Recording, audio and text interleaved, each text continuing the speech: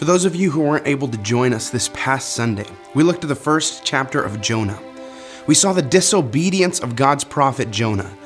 God called him to arise and go to Nineveh, but instead he went down to Joppa and then down into the inner part of a ship in order to go the complete opposite direction to Tarshish.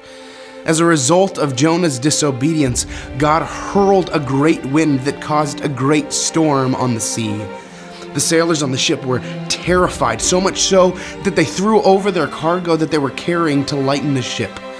And while all of this was going on, Jonah was fast asleep.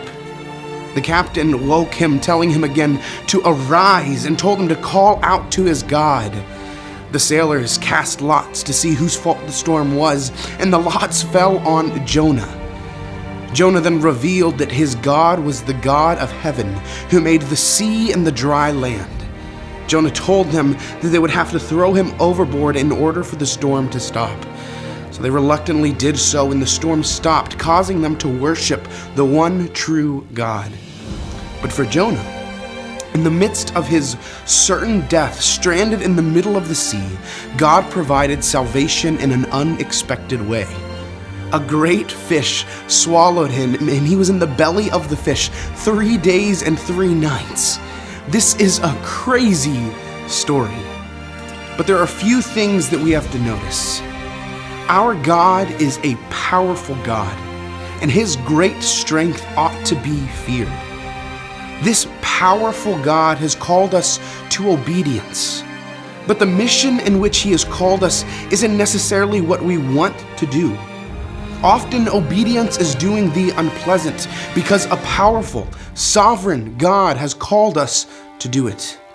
Obedience is hard.